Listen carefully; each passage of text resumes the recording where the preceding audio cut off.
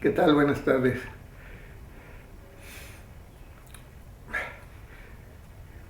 Estamos tratando de hacer una promoción de un documental, la elaboración de una película que rescate todo el archivo, todos los sucesos históricos de varias décadas, en este caso ya 4, de la lucha social y las comunidades indígenas y los sectores de estudiantes, trabajadores, obreros, grupos culturales, eh, de todo el país en los que hemos estado presentes documentando esas historias. Esto es una apuesta a la memoria oral visual, a la memoria independiente, a la memoria de los participantes, de los actores directos. Lo que hemos tratado de hacer desde hace muchos años ha sido facilitar, acompañar, prestar el equipo, acercarlo, el equipo técnico, el equipo, las cámaras, los micrófonos, a gente que no tenía opción para usarlos. Y a través de esta facilitación que hemos dado, se ha podido expresar, dar a conocer sus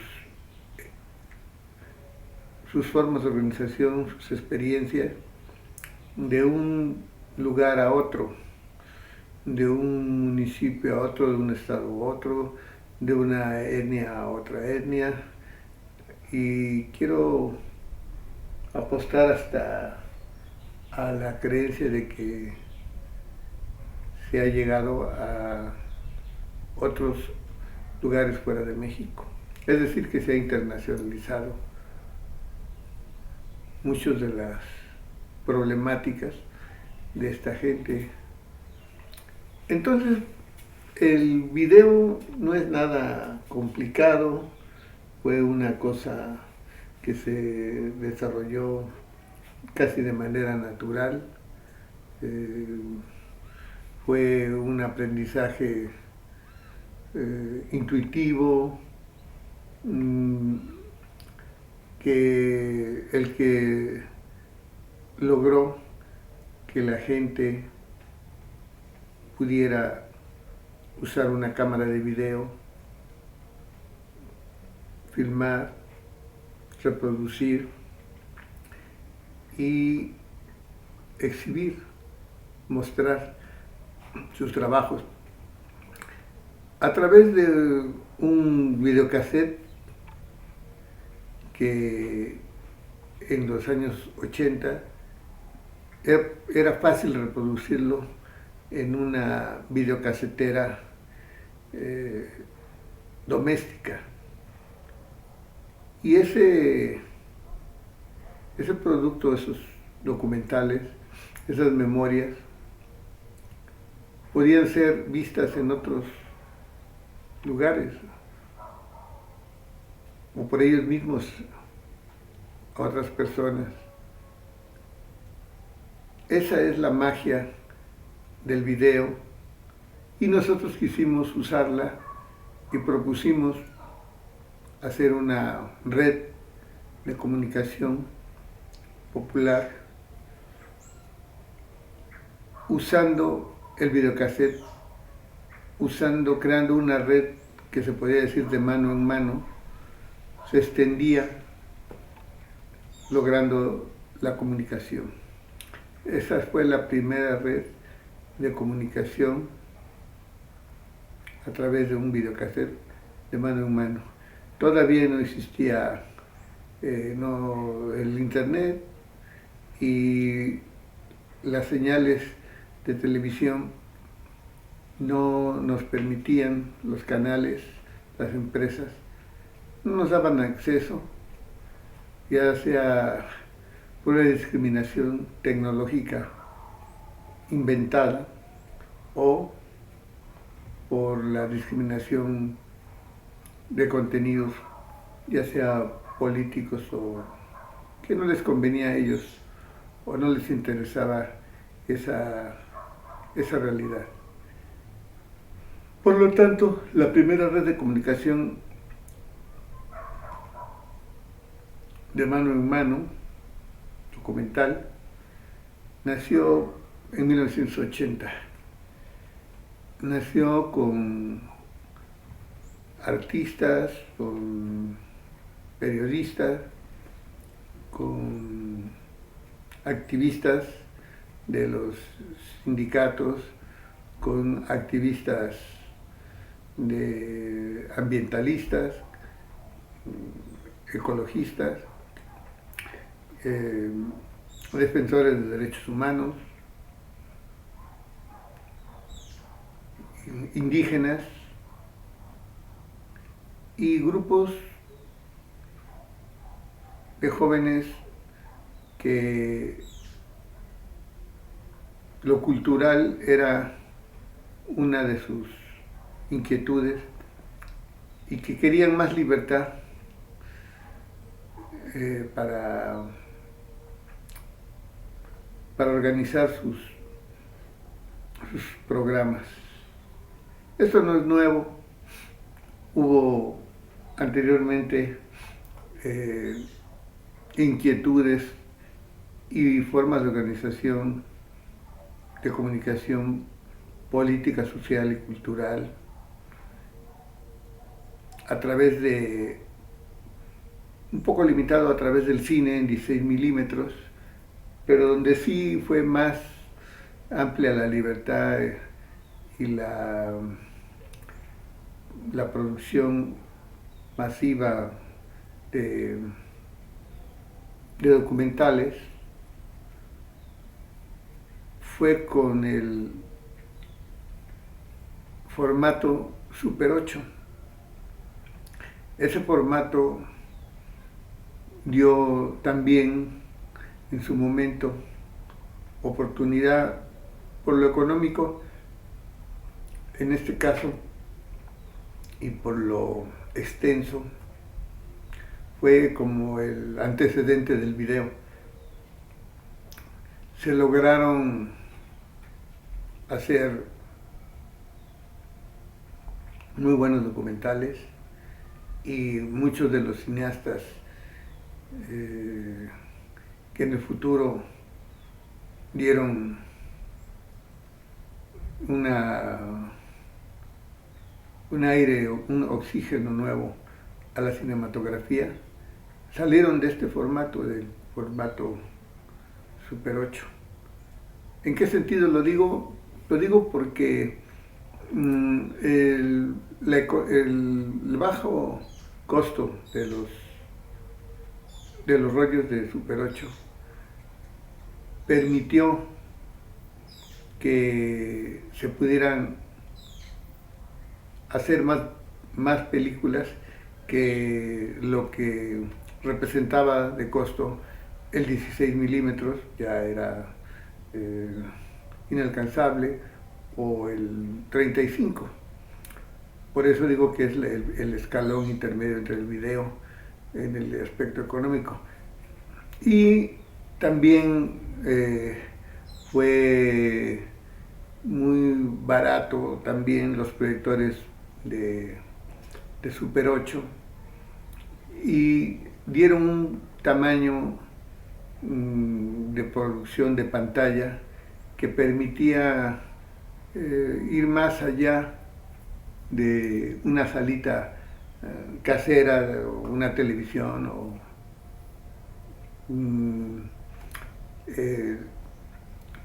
como para unas hasta 100 gentes, ¿no? Sin ningún problema, 100 a 200 personas.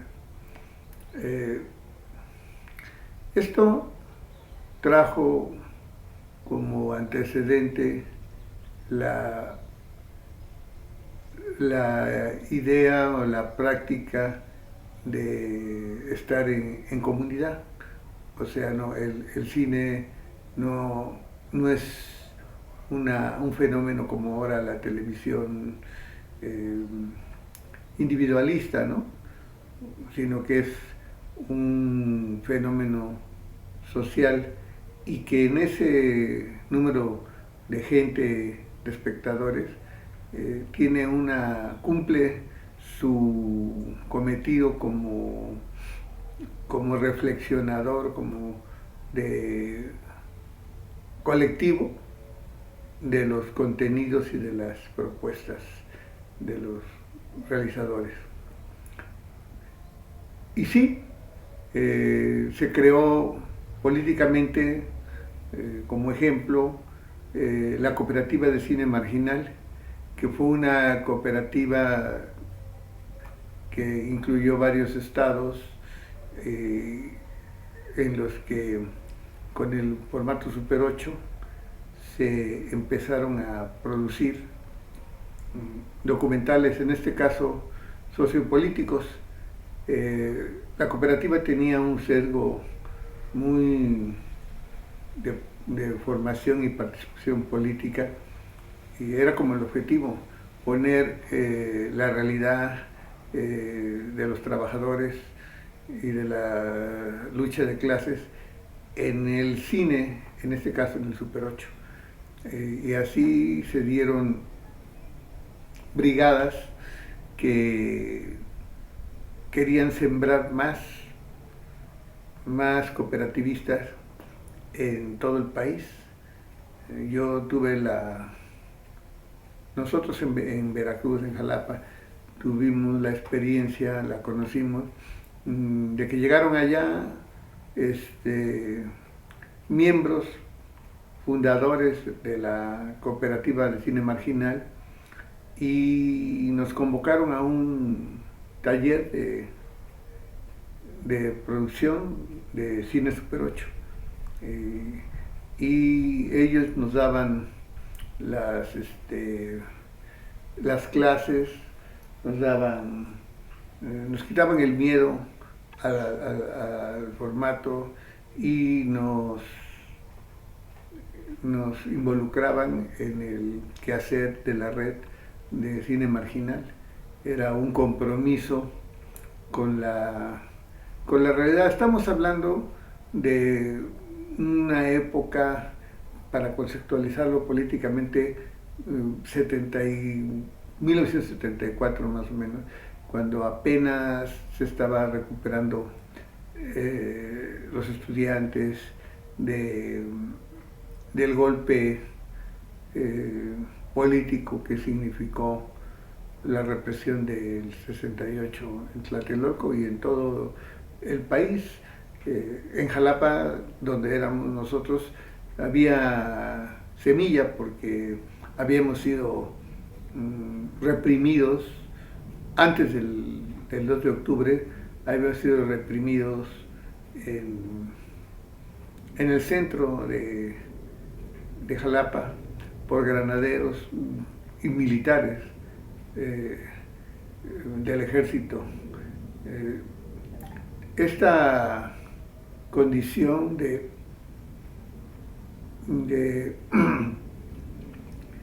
reacción, de impotencia, nos alentaba mucho el saber que podíamos participar con nuestra opinión a través de un medio que se podía ver en otros lugares, porque en ese tiempo estaba muy controlado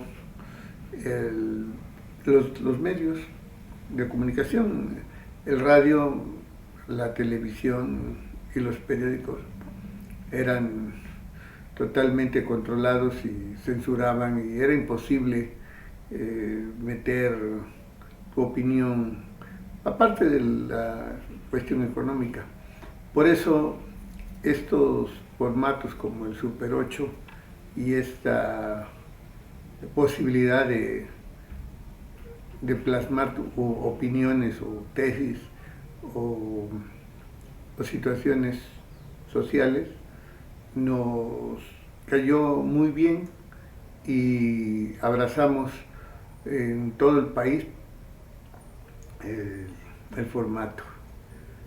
Este formato no solamente tuvo fue una apertura política, tuvo muchas metas que logró, muchos objetivos. Por ejemplo, también sirvió para los primeros ecologistas y ambientalistas que, por ejemplo, hablaron de la extinción de las especies, cosa que en aquellos años era como hablar en marciano, ¿no? Y lo más importante para mí, aparte de lo político, creo que fue el aspecto sexual. La libertad sexual no se entendería sin el Super 8. El Super 8 fue un formato en el que se experimentó la libertad visual sexual de escenas más allá del besito de los años 50 y 60. Era una libertad mucho más abierta, tanto en el lenguaje como en los símbolos del erotismo y del cuerpo, de los temas sexuales. Esto lo notaron los productores, notaron la facilidad y la viabilidad del formato Super 8 y pusieron en práctica esa libertad convocando a un primer festival de cine erótico. En aquellos años llamar a un festival de cine erótico era así como un súper pecado, ¿no? Entonces nadie lo hubiera patrocinado, nadie lo hubiera difundido, pero el formato permitía que los independientes con poco dinero pudieran participar. Y fue así como se abrió la convocatoria al primer Festival de Cine Erótico y fue una muy buena respuesta tanto de producciones, participación, como del público. Les quiero decir que en los lugares donde este festival se proyectó, se exhibió, estuvieron abarrotadas las salas. Nosotros en Jalapa vivimos esa experiencia con los directores de esas películas y con la participación del público, con un aire fresco que tenían estas producciones. Ahí conocí a David Celestino, conocí a Alfredo Burrola, conocimos a José Agustín, este tipo, Héctor Abadie, este tipo de directores que venían de la pintura, de la literatura, de la fotografía, lograron experimentar con el formato Super 8 estas temáticas y con esta libertad, yo digo que transformaron lo que después, abrieron brecha en lo que después vino a ser como un nuevo cine mexicano que ya se atreve a hablar, por ejemplo, del homosexualismo abiertamente, como el lugar sin límites o Amor Libre. Estas películas vienen a producirse después de la experiencia del Festival de Cine Erótico, que muestra que sí se puede y que sí no es un pecado y que sí es hasta cierto punto comercial o permisible, ¿no? Que no es una negación o una exageración hablar del sexo, no es un libertinaje, es una condición de libertad. Todo esto son los antecedentes de la producción del cine en México, del cine independiente, del cine de las redes sociales, sin internet. Ya veníamos de algo anterior, que era la red de cineclubes, el cine transhumante. El cine transhumante era un grupo de jóvenes proyeccionistas que habían creado una red de exhibición en escuelas, en colonias, en sindicatos, en ingenios, en beneficios cafetaleros, en colonias populares, hasta inclusive dentro de los penales, un cine penitenciario, cineclub penitenciario. Para lo cual, por los costos, ya que estábamos en provincia, llevar una película hasta Jalapa significaba gastos, viáticos, y para pasarla una o dos veces en uno o dos lugares era como un desperdicio. Entonces nos dimos cuenta que deberíamos de hacer que ese recurso, esa obra, pudiera ser vista por mucho más audiencias. Y así fue que empezamos a investigar quiénes tenían aparatos de cine. Este proyecto de red de cineclubes se basó en el formato de 16 milímetros, nutrido por las películas de las embajadas del IFAL, de la embajada alemana, del Instituto Goethe, de la Filmoteca de la UNAM, y de algunos, la embajada rusa, la embajada checa, o sea, la embajada cubana, todos los países tenían una filmoteca, unos más chicos, unos más grandes, en sus embajadas, y nosotros nos las prestaban pues sin costo, y eran cosas como de pintura, de literatura, de todo tipo de expresiones culturales, sociales, de ficción también había, de la polaca, por ejemplo, y de la rusa, y podíamos distribuir y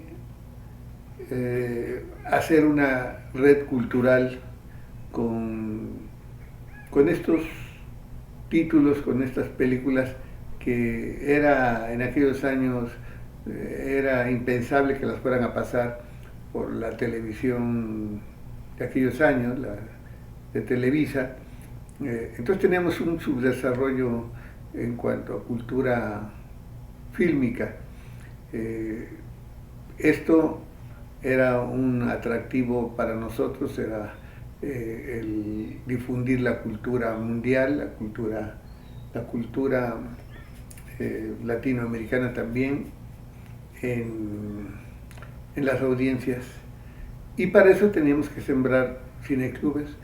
Entonces detectamos dónde había, en qué sindicatos, en qué universidades, en qué secundarias, prepas, había proyectores, porque muchas veces habían comprado los proyectores y se habían quedado ahí porque no les nutrían con películas.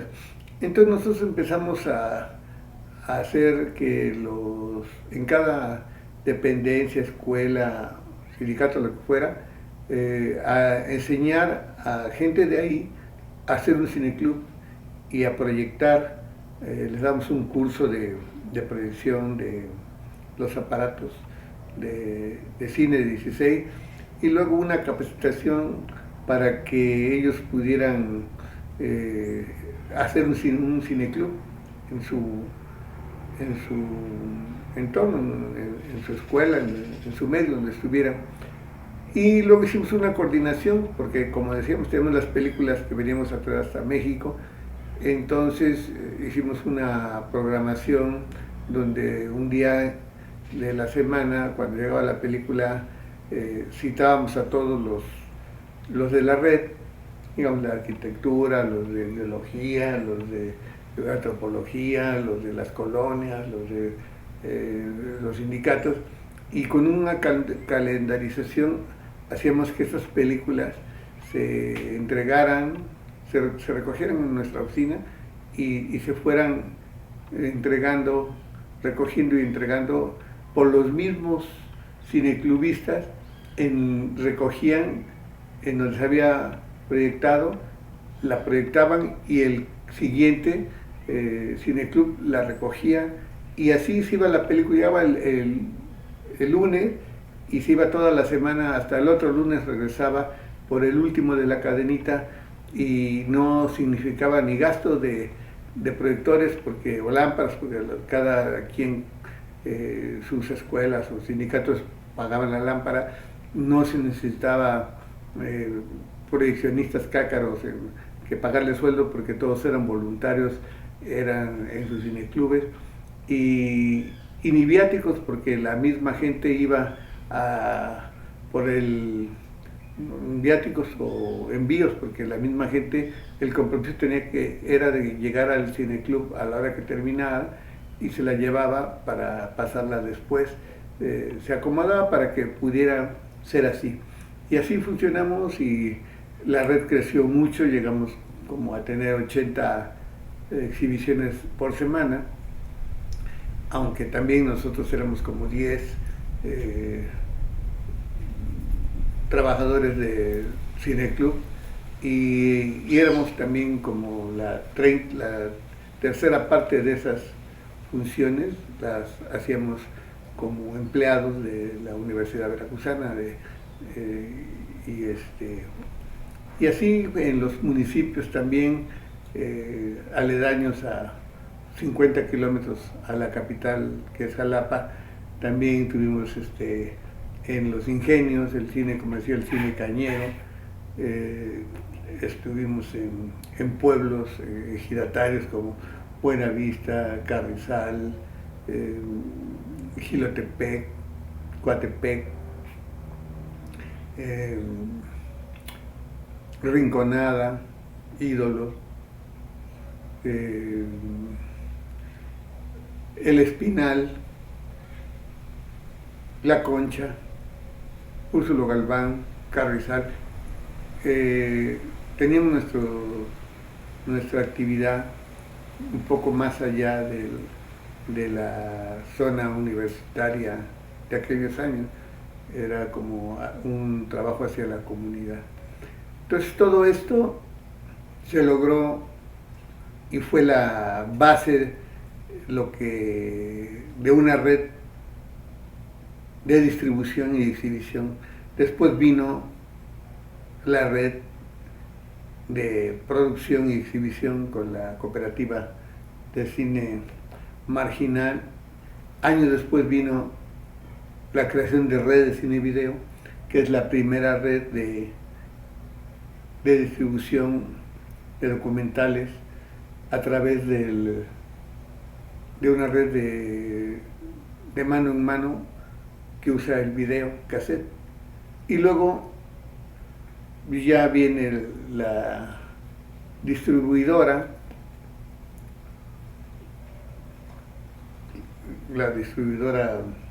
Safra Cine, que es una Cine Comunicación, que es una distribuidora mexicana que exhibe cine latinoamericano y cine mundial independiente en 16 milímetros. Esta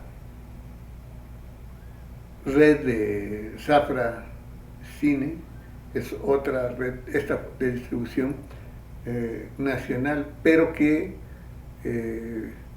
también usa o le da cabida al cine independiente de América Latina en aquellos años de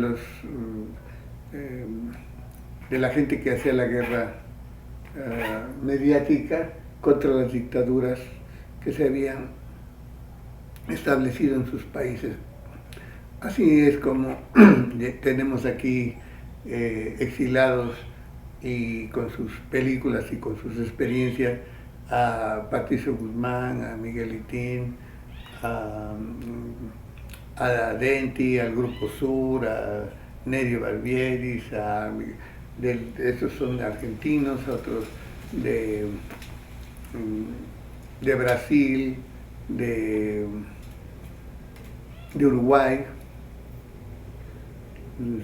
Julio Jaime, de Colombia, de Guatemala, de El Salvador, de Nicaragua, de todos estos realizadores y cineastas de América Latina en el exilio vienen y traen sus películas, nutren y hacen que se difunda sus causas en este país y logran un eco que era difícil ya exhibir en sus propios países. Entonces, a través de esta red de Safra Cine y Video se le da pantalla a toda esa creación independiente de cineastas latinoamericanos. Después cuando creamos redes cine-video, ya se nutre también con todas estas experiencias, esas redes anteriores, la red de las cuatro que he dicho, ¿no? Entonces tiene un éxito y hay mucha producción, al grado que nos motiva a convocar a la primera muestra de video en México, para lo cual hacemos una convocatoria con Rafael Corquiri, redes, cine y video, Francis García y un servidor, y obviamente todos los que trabajamos en redes, pero Francis y yo fuimos los fundadores, y con Rafael Corquiri, que estaba haciendo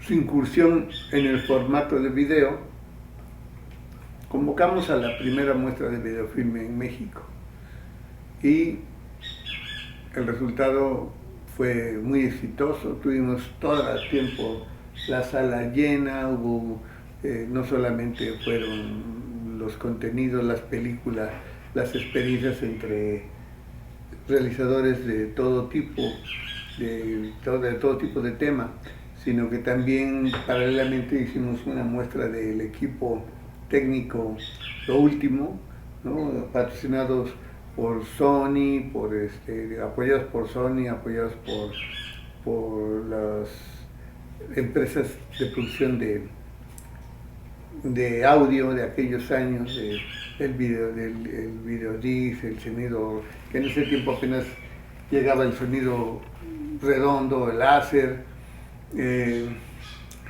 y también algo que nunca se ha vuelto a hacer, que es que aparte de la muestra de videos y lo técnico, había una mesa de temáticas, de situaciones políticas y sociales. Recuerdo en aquellas mesas memorables estuvo Rosario Ibarra en otra estuvo Alberto Castillo, en otra estuvo Granado Chapa, en otra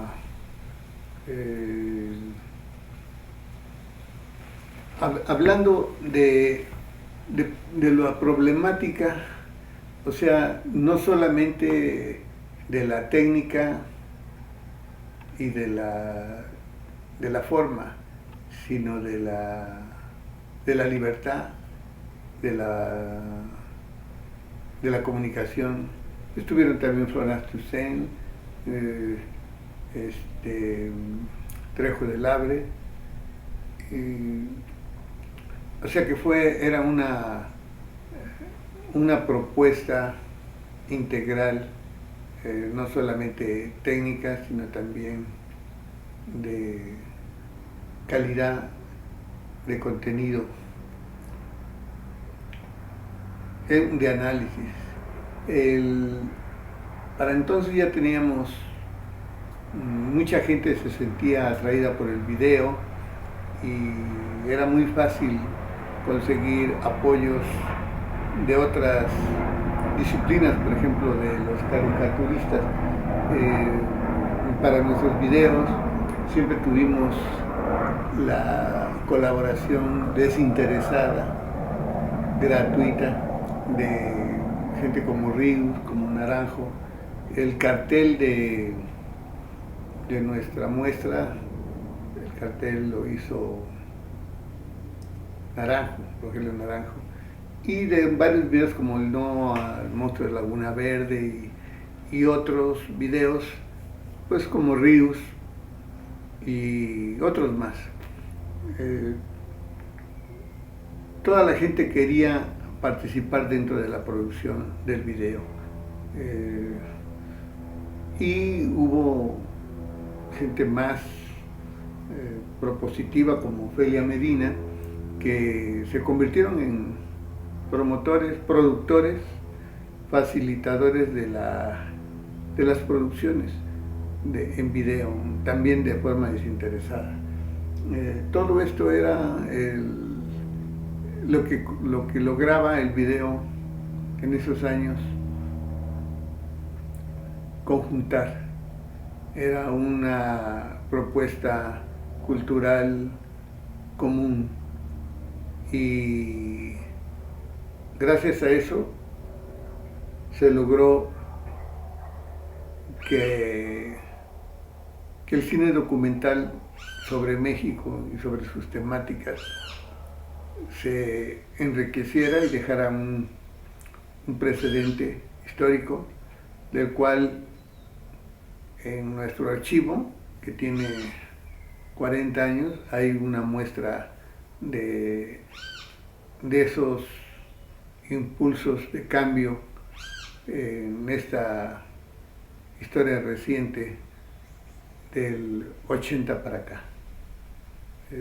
Esperamos pronto hacer alguna película con este material para que no se olvide, porque hay muchos que están tratando de olvidar etapas muy importantes, y nosotros pensamos que la historia del video es una historia propia, es una historia que tiene su voz, y su imagen, y que no debe de desaparecer, por el contrario, debe de preservarse y debe de servir para que las nuevas generaciones y muchos de los viejos que no las vieron puedan entender un poco de dónde viene y para dónde va este pueblo en su inquietud y en su construcción. Es la voz del pueblo a través de la imagen. Eso es todo por ahora. Nos vemos la próxima entrevista. Gracias. Utopía Video Producciones, hija de Redes Cine Video, nieta del Cine Club Trashumante de la Universidad Veracruzana. 50 años de trabajo en comunicación. Nada más y nada menos. Gracias, buenas tardes.